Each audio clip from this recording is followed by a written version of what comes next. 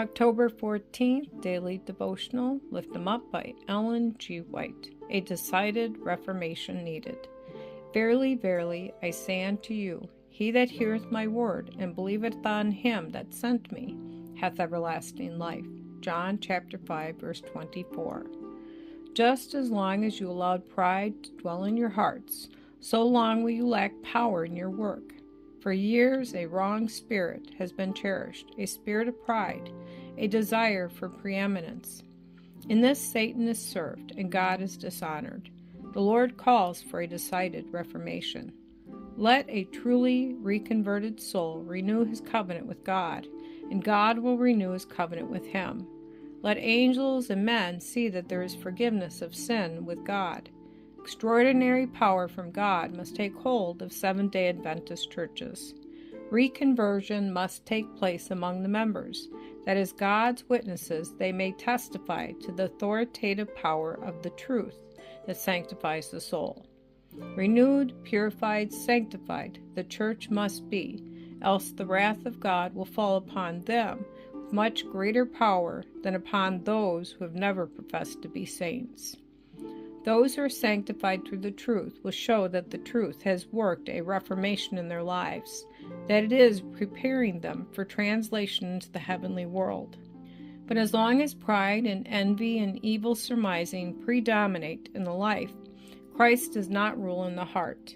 His love is not in the soul. In the lives of those who are partakers of the divine nature, there is a crucifixion of the haughty, self-sufficient spirit that leads to self-exaltation.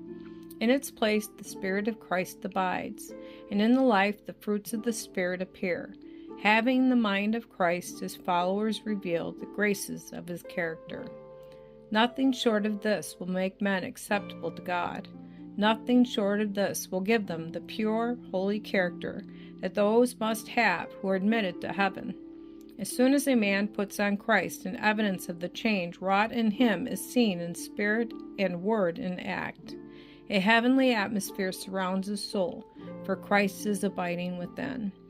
Verily, verily, I say unto you, Christ declared, he that believeth on me hath everlasting life. John chapter 6, verse 47. Oh, how few there are who reveal in their lives the principles of this life. They profess to believe the most sacred truth ever given to mortals, but in their lives they dishonor God. He that eateth my flesh and drinketh my blood hath eternal life, and I will raise him up at the last day. For my flesh is meat indeed, and my blood is drink indeed. He that eateth my flesh and drinketh my blood dwelleth in me, and I in him.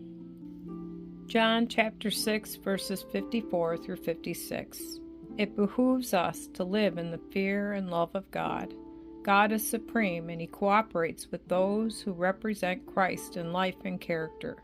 Those who are kind, thoughtful, self-denying, and self-sacrificing.